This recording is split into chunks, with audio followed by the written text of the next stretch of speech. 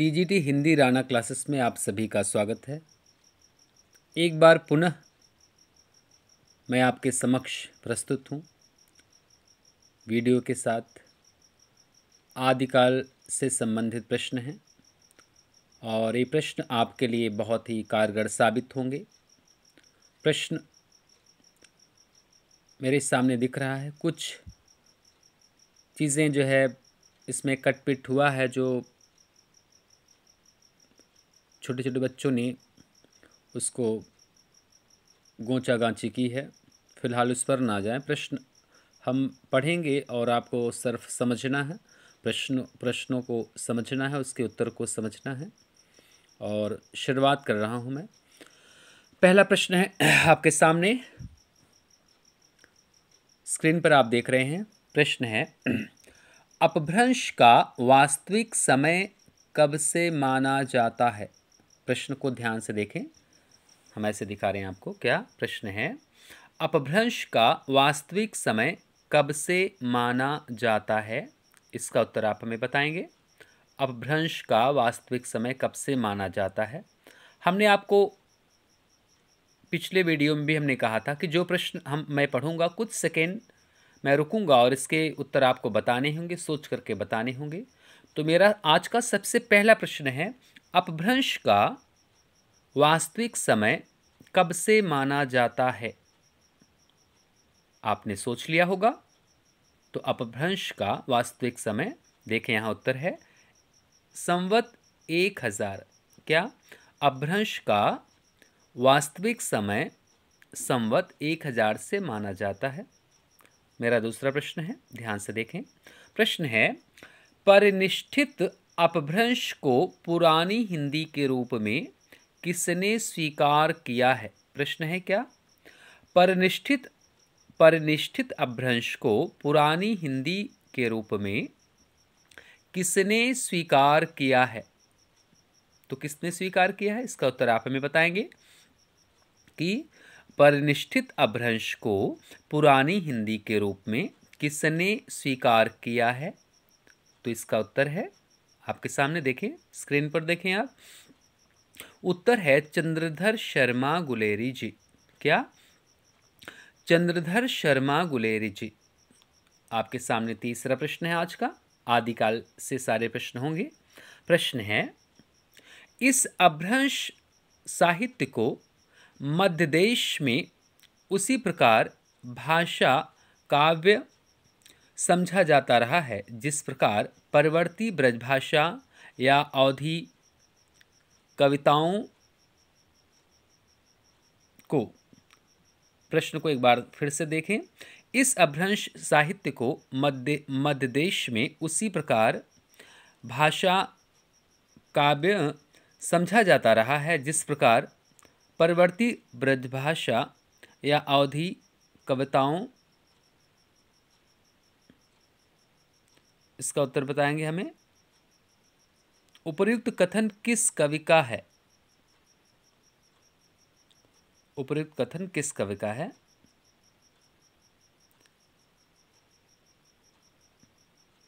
इसका उत्तर है, देखें ध्यान से, इसका उत्तर आपके सामने है कि इस अपभ्रंश साहित्य को मध्य देश में उसी प्रकार भाषा काव्य समझा जाता रहा है जिस प्रकार परवर्ती ब्रजभाषा अवधी कविता को। ये उत्तर है उपर्युक्त कथन किस कवि का है? तो उपर्युक्त कथन किस कवि या किस लेखक का? हजारी प्रसाद द्विवेदी। इसका उत्तर है हजारी प्रसाद द्विवेदी। आज का हमारा चौथा प्रश्न है। प्रश्न है, अपभ्रंश के कवि पुष्पदंत को हिंदी का प्रथम कवि किसने स्वीकार किया है? प्रश्न है, अपभ्रंश के कवि पुष्पदंत को हिंदी का प्रथम कवि किसने स्वीकार किया है? उत्तर आपने सोच लिया होगा। अपभ्रंश के कवि पुष्पदंत को हिंदी का प्रथम कवि किसने स्वीकार किया है? इसका उत्तर है शिव सिंह सेंगर जी ने। शिव सिंह सेंगर जी ने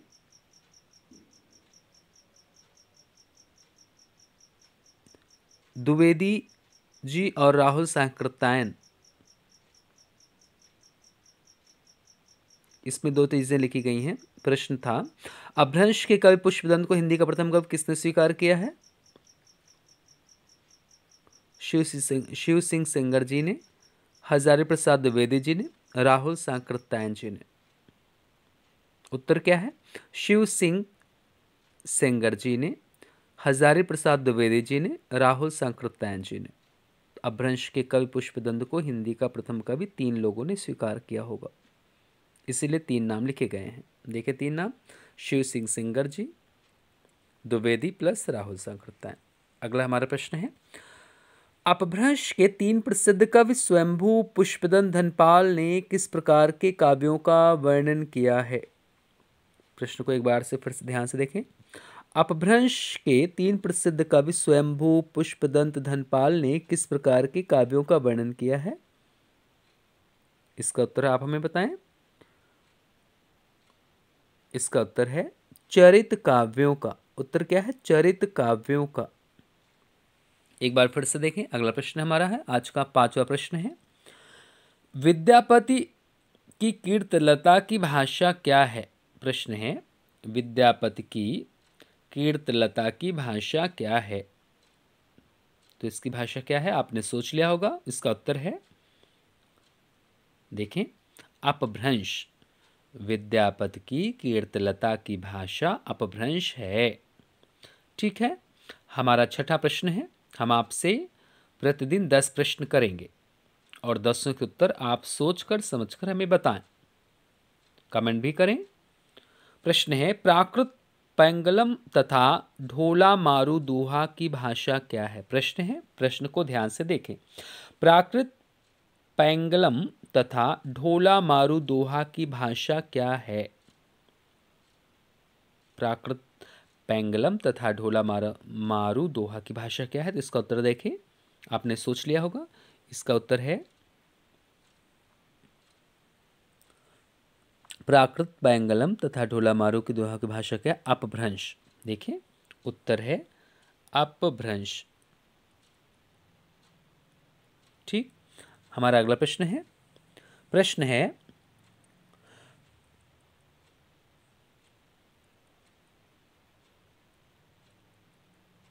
साहित्य को जनता की संचित चित्तवृत्ति का प्रतिबिंब किस आलोचक ने कहा है?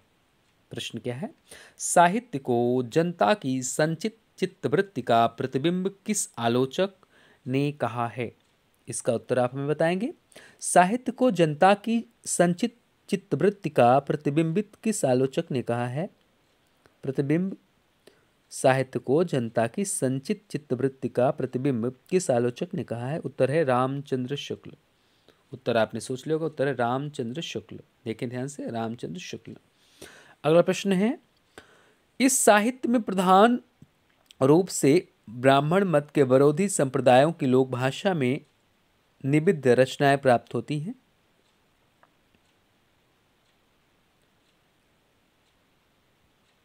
अगला प्रश्न देखें, इसका उत्तर शायद इसमें नहीं लिखा गया है। प्रश्न क्या था? इस साहित्य में प्रधान रूप से ब्राह्मण मत के विरोधी संप्रदायों की लोक भाषा में निबद्ध रचनाएं प्राप्त होती हैं।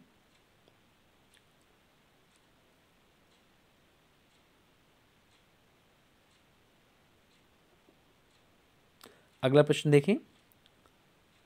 प्रश्न है, हिंदी साहित्य के इतिहास लेखन का सर्वप्रथम प्रयास किस साहित्यकार ने किया? तो इसका उत्तर देखें।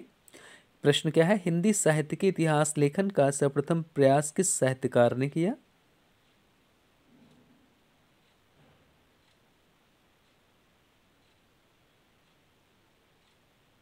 तो इस्तवार दला लिटरेच्यूर एंदुई ए हिंदुस्तानी गारसा दतासी ने किया है। उसका उत्तर है गारसा दतासी। अगला प्रश्न है, हिंदी साहित्य इतिहास लेखन परंपरा का द्वितीय महत्वपूर्ण ग्रंथ कौन सा है? हिंदी साहित्य इतिहास लेखन परंपरा का द्वितीय महत्वपूर्ण ग्रंथ कौन सा है? तो हिंदी साहित्य इतिहास लेखन का परंपरा का द्वितीय महत्वपूर्ण ग्रंथ शिव सिंह सरोज। उत्तर देखें, प्रश्न को ध्यान से देखें।